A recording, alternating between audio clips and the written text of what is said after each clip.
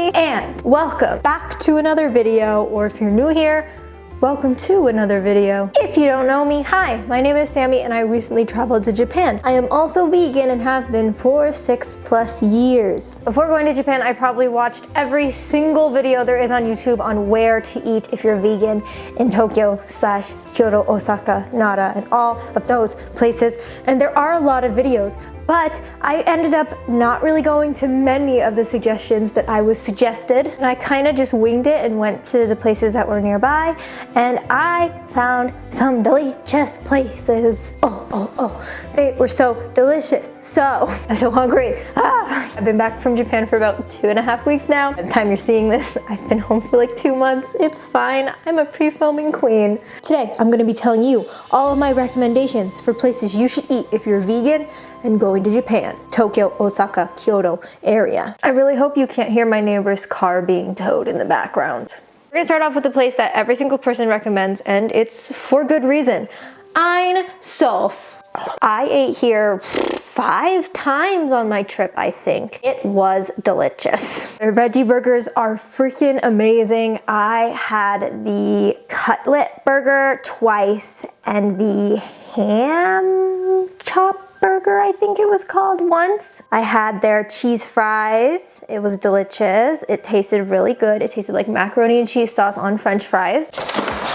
They have locations all over Tokyo, so basically wherever you are, you can eat there. They also have one in Kyoto that I went to. That was also delicious. Actually, that was like my favorite one, the one in Kyoto, because it was like super big. We had to wait for like 30 minutes though, because it was completely booked, but definitely worth it. You do have to be careful though, because some of them have different menus, and we went to one that was super fancy, and it had like bento boxes and vegan fluffy pancakes and hayashi rice and stuff on the menu, and I personally didn't find anything I liked on the menu there.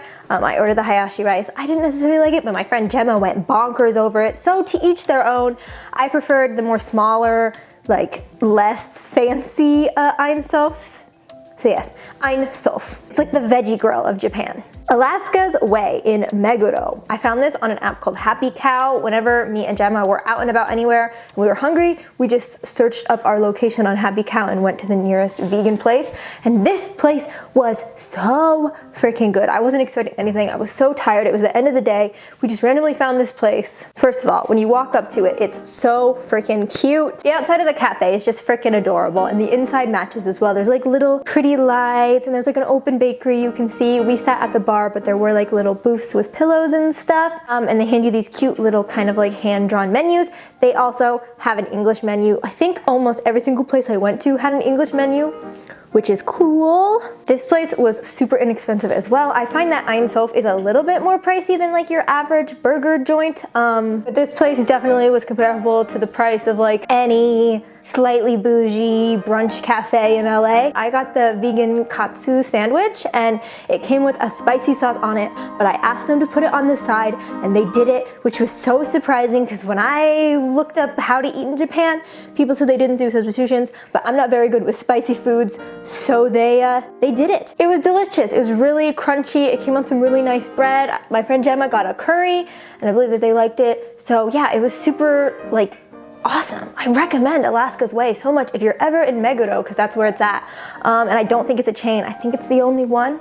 They also have like vegan melon pan, vegan muffins and little desserts and stuff. So if you have a sweet tooth, I'd recommend it. They're known for their bagel sandwiches. Coco Curry. This is one also that a lot of people recommend, but I didn't want to put it at the beginning of this video because let me tell you a little thing. We heard online everywhere, oh, Coco Curry has a vegan menu. Coco Curry has a new animal-free option. Do you know how many Coco Curries I had to go to find one that actually had a vegan option? So freaking many. We finally found one in Shimokitazawa, but then we saw like other ones that were placed all about when we were walking around. Basically, they have a menu that looks like this. If you just show in and ask them and point to it, they'll probably know what you're talking about.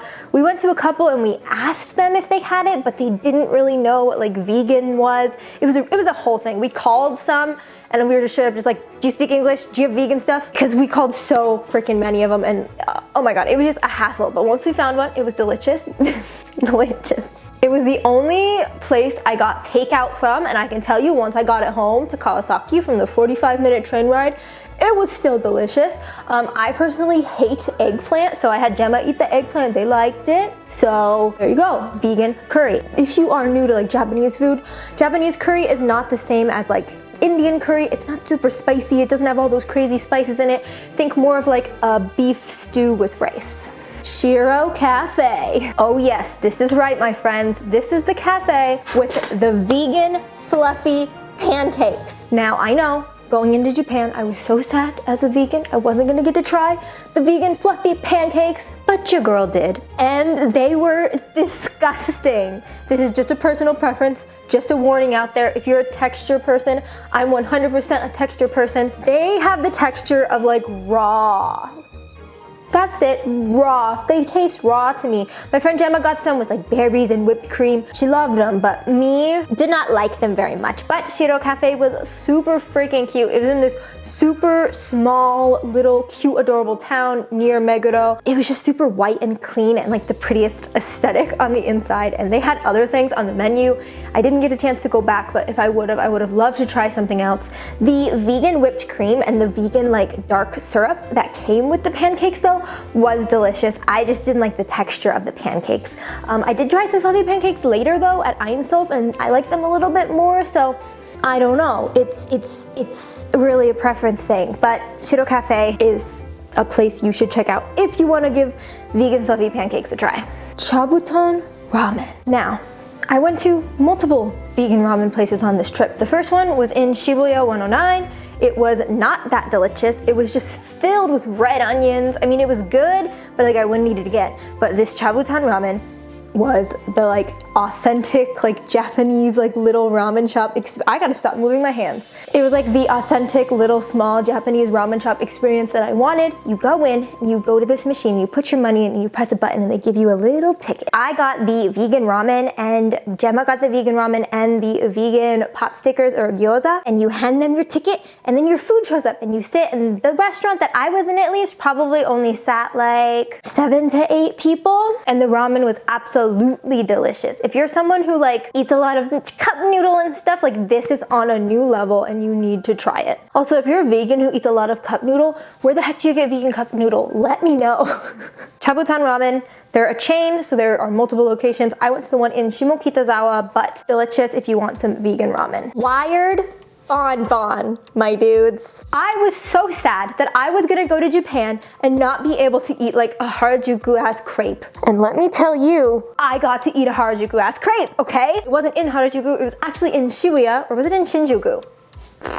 I think it was actually in Shinjuku. Wired Bonbon is a cafe that is tucked away on like the 7th floor of like a mall that's in Shinjuku Station, I believe. Don't quote me on that. This isn't really the place to go if you want like a vegan meal, because they only have one savory vegan option, and it is the curry, which Gemma got, and I tasted it and it was delicious. It has a lot of vegetables in it, like pumpkin, and it came with a little cute tomato and like rice.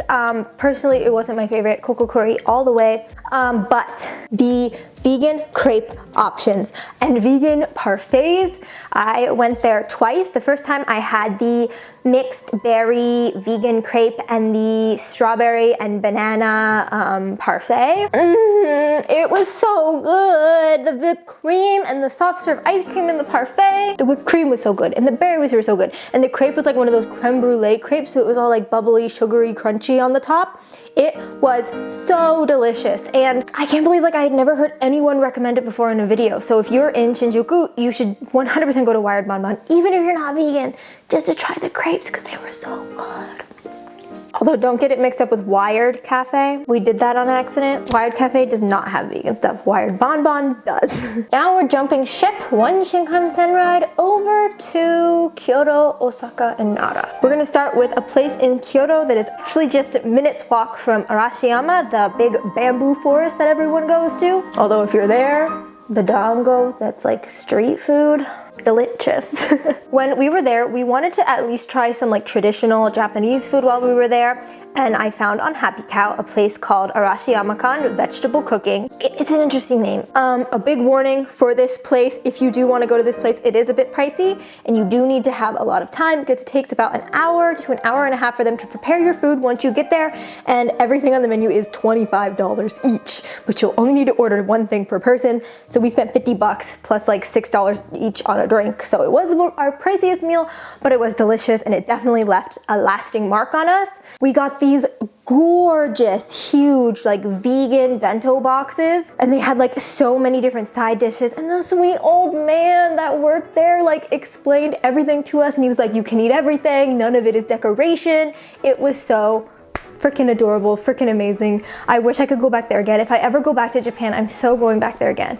It was delicious. It completely filled us up. The restaurant had a squat toilet. We're not gonna talk about that. But yeah, it was very traditional, very delicious. I totally recommend you go. It's so English friendly because the guy has one of those little talkie-talkie translator things, and he goes around to every table and he translates the same thing to everyone. It's just so cute. Moving on to Osaka, I went to a very small little hole-in-the-wall cafe called Green Earth. This literally just looks like a little like greenhouse with like a front porch that you walk up on. They have like a little koi pond thing on the deck, I guess is what it's called, porch deck, I don't know. And this is super American friendly. I was not spoken to in Japanese once the whole time. It was by someone who was a foreigner and in English. I think it's foreign owned, which is pretty cool. And they have very, very cheap like sandwiches, coffee, teas, matcha lattes. I got the hummus sandwich, and it had like hummus, sprouts on like a rye pumpernickel bread. Gemma, what did Gemma get? Gemma got some like creamy pasta and like some bread. It looked so freaking good. This place has vegan and vegetarian dishes, so just be sure to read the menu if you're vegan, so you get the vegan things. I believe most of the drinks, if they're not vegan, they can be made if you ask for them to use a milk substitute. But yeah, the place was super cute and adorable, and I have literally tried to recreate the sandwich at home a couple times since I've been home. Speaking of Osaka, do you want Mexican food? Well, there was a Mexican restaurant at Dotonbori in Osaka, and it was the most authentic Mexican food I had yet to find in Japan. It was called El Pancho, I believe. I'll put the right name on screen here if I'm wrong.